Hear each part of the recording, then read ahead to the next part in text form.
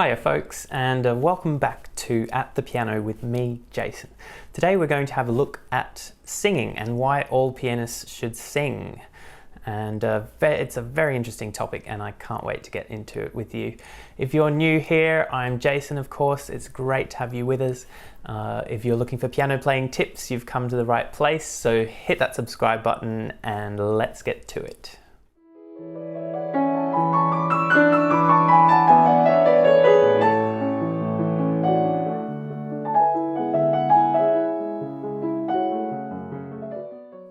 Right, so singing while playing the piano.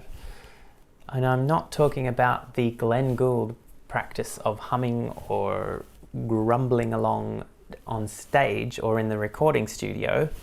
Although some people might be a fan of that in certain cases, I strongly recommend nipping that in the bud if you ever do start to hear yourself singing along when you're not aware of it. So I'm talking about something else completely, and that is consciously deciding to use singing as a way to help you with your piano practice, with your phrasing, with your breathing, with reaching up to high notes, all sorts of things like that. So here's something you might not have thought of before. You might think it's a bit strange when I say that playing the piano is too easy. Now, what do I mean by playing the piano is too easy? I mean that it's too easy to just make a sound, to just play any old note. It doesn't require any effort. You just hit it and it plays. So you can jump from a low note to a high note and everything just happens kind of easily. So getting legato, cantabile, the phrasing, the breathing, all of those things, it's really fantastic. If you can sing when you're practicing, it will really inform all of those things and help you to be a better musician. You've probably heard people say that the human voice is the original instrument or the perfect instrument, or it's the instrument that we try to emulate the most. When whatever other instrument we play, we try to sound like the human voice. And that's of course not always the case. Sometimes we want to sound very percussive. But when there's melody, cantabile, legato, all of these things imply the human voice, and we can use our own voice, no matter how trained or untrained we are in singing, to help us understand why the music's written the way it is and how to express it in a beautiful way. So let's have a look at a couple of examples that I've got here.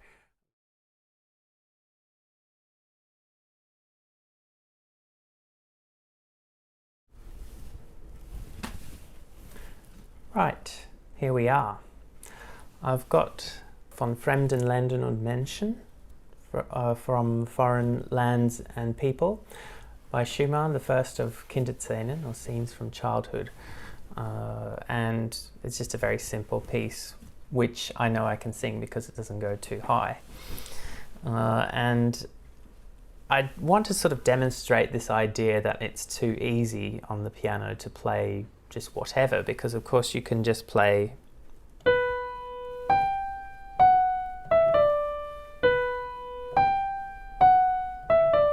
each note takes the same effort to play. So how does one actually phrase that? I'm going to play it now with all the parts.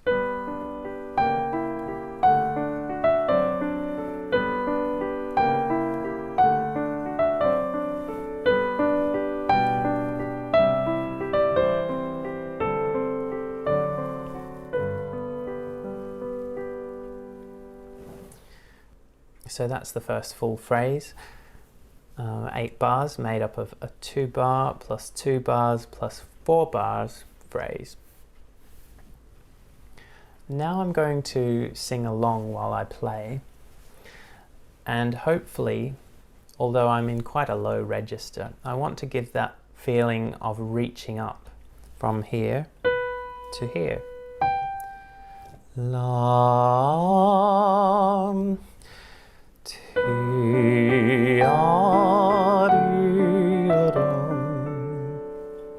And also we've reached up, but the phrase falls down. And we can feel that there's less effort on those notes, isn't there? And that informs the way we play. So it's not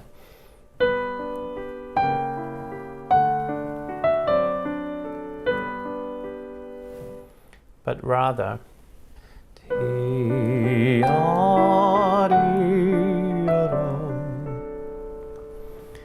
now they might seem like small differences at this stage, but this is not just reaching up in terms of dynamics, because of course when we go up we tend to play a bit louder, but it's informing our general rubato as well, because we're taking longer on the more important notes, or they're sort of implied tenutos or held longer notes, and then we give back that time afterwards.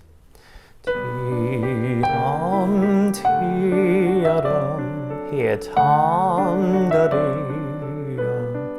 it's not 1, 2, 3, 1, 2, 3. It's yam da dee.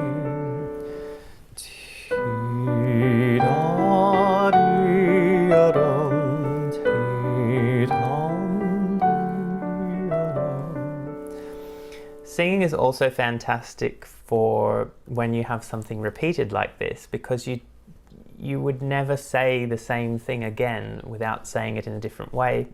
But of course it's so easy to play something 2 times exactly the same, and that becomes very boring.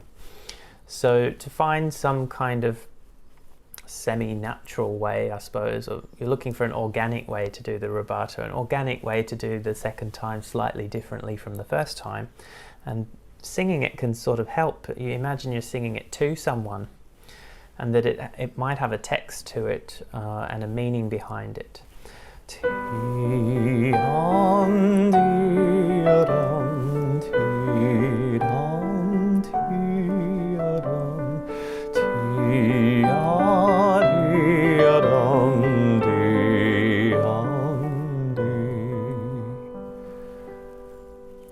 And there you heard the third phrase, or the third part of the phrase, which has 4 bars.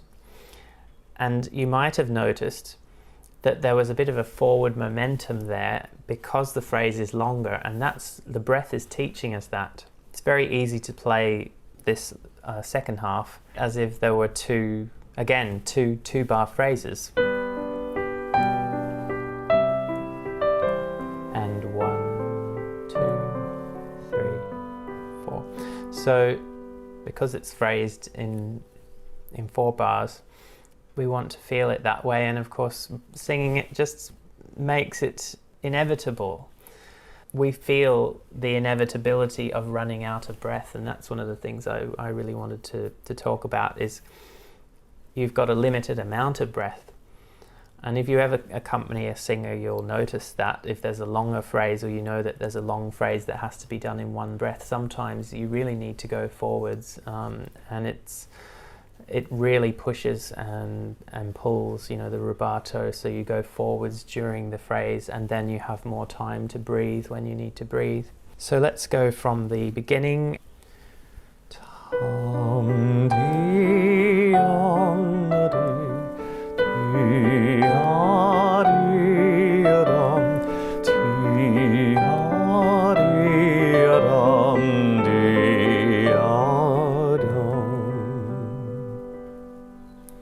And of course, the falling is not the same, because it has to go on.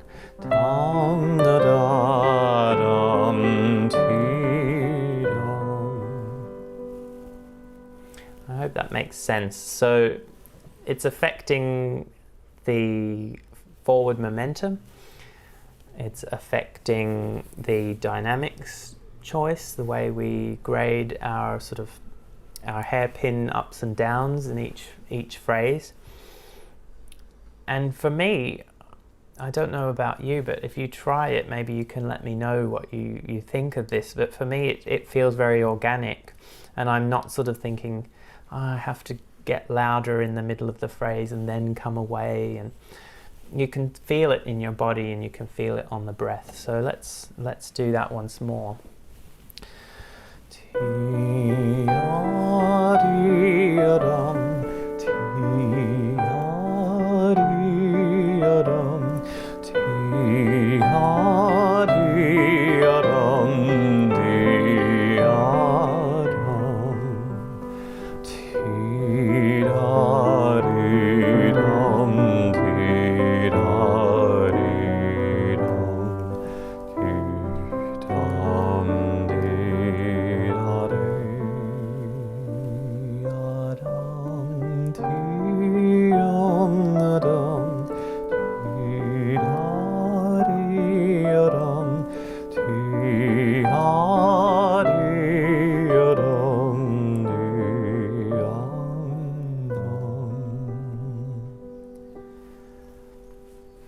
There you heard it went a little bit too low for my voice, down to the E. So when you're singing along, you can just switch between octaves as you need to, but of course you want to feel the reaching up. So if you go drop down an octave when you should be reaching up, you might not get that feeling of the effort that's required to get you there. Right. So the second example I've chosen here is the Adagio from Beethoven's Tempest Sonata, Opus 31, number 2. And I've chosen that because we don't necessarily think of Beethoven as a vocal or vocally inspired composer, but of course he is. And this one in particular is like an aria. We can use singing to help inform a number of things and help us play it better. And it really helped me to make musical sense of this piece, because it's very easy for it to get chopped up into one bar of this and one bar of that, and because it jumps physically around, it sort of feels like it stops and starts all the time, and connecting from the lower registers to the upper registers and back again becomes a lot easier through singing. I'll just play the opening phrase to give you an idea of how it goes firstly, and I'll try to play it in a way where it sort of shows how it's a bit disjointed. Obviously this isn't how I'd want to play it, but when I was learning it, it felt a little bit like this.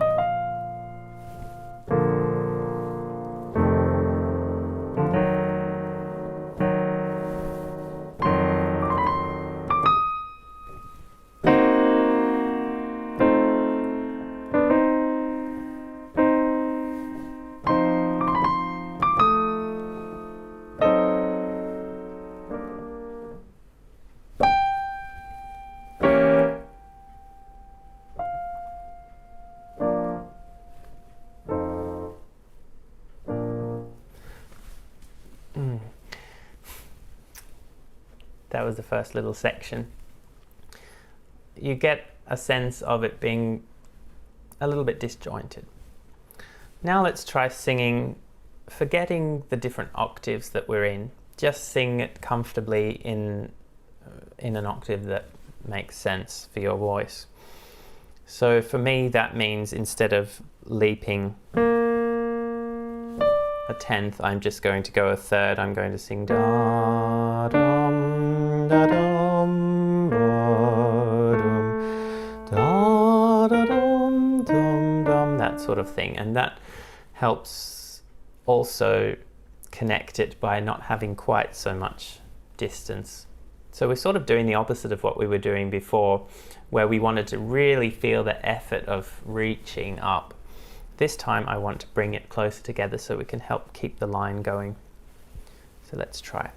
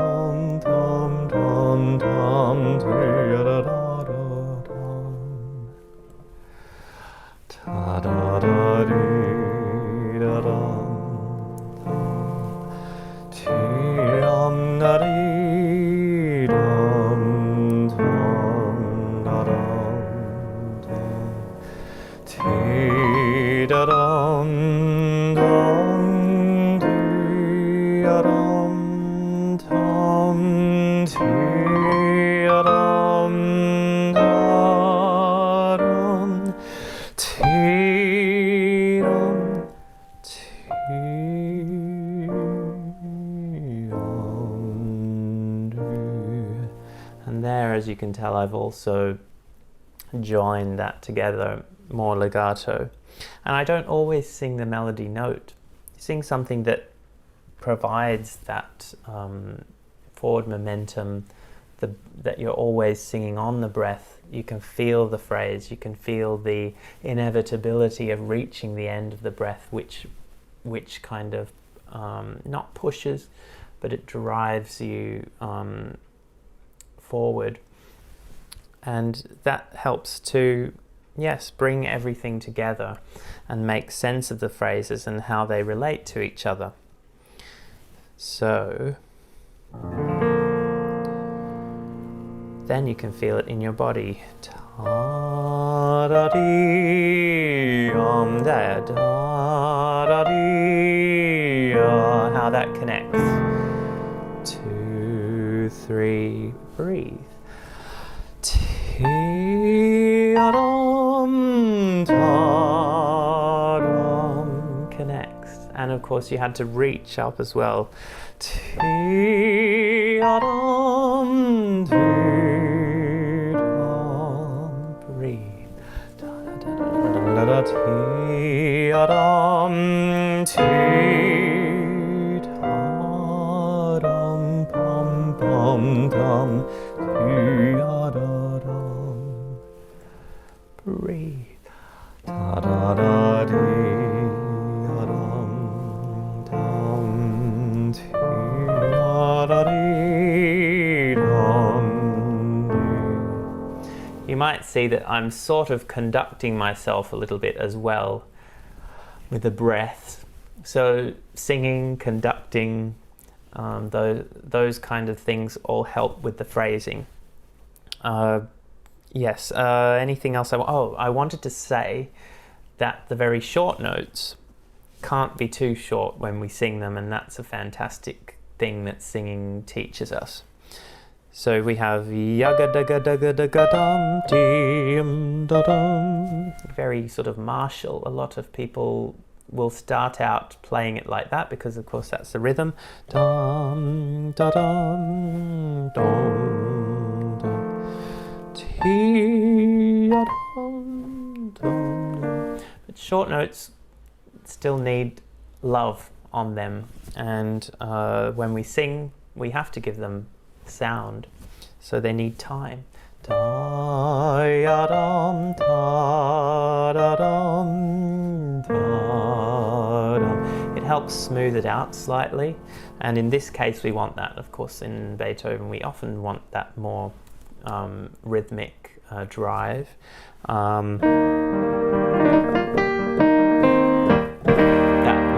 There's lots of dotted rhythms in Beethoven where we don't want that, but here I think it's more sung. Ta-da-dum, ti-da-dum, ti-dum. Even here, da-da-da-da-da-da-da-dum. It can be a little bit faster. Ti-da-da-da-da-da-da-dum, da-dum. Ti-da-dum, ti-da-dum, pum-pum-pum, ti-da-da-dum. And there we have portamento, we have staccato dots underneath the slur. Dum, bum, bum, bum. A lot of people play that when they first start learning it. They'll be thinking about, how do I detach it? I must make sure that they're detached. Whereas in fact, when you sing the notes, you realize that they're more like a little sigh or a stressed sort of tenuto, ta, ta, ta, sort of pleading. There can't be too much space in between, and we don't want it to sound choppy. So singing helps with that.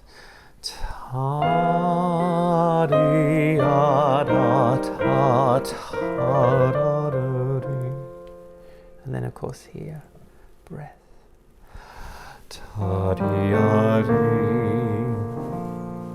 And the whole piece you can apply that. Another one, a Beethoven slow movement that this works well for, that's very hard to sustain the line, is the slow not exactly movement, but introduction to the second movement in the Waldstein.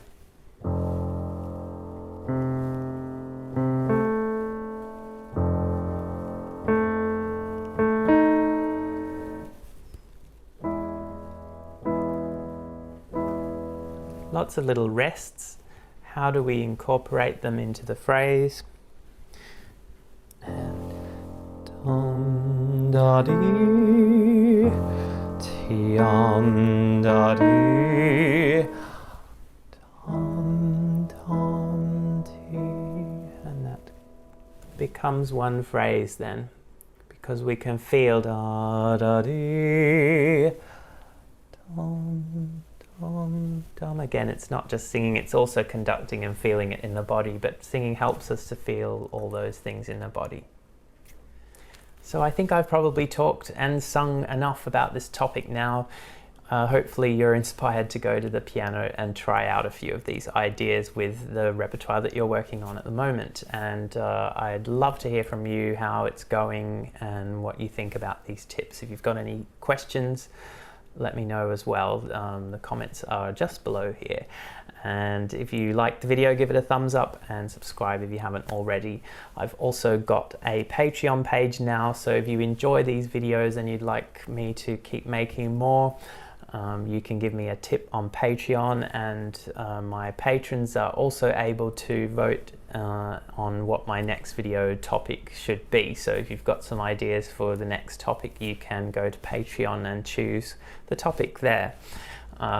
Thank you to everyone, and that's it for now, and I'll see you in the next video. Bye for now.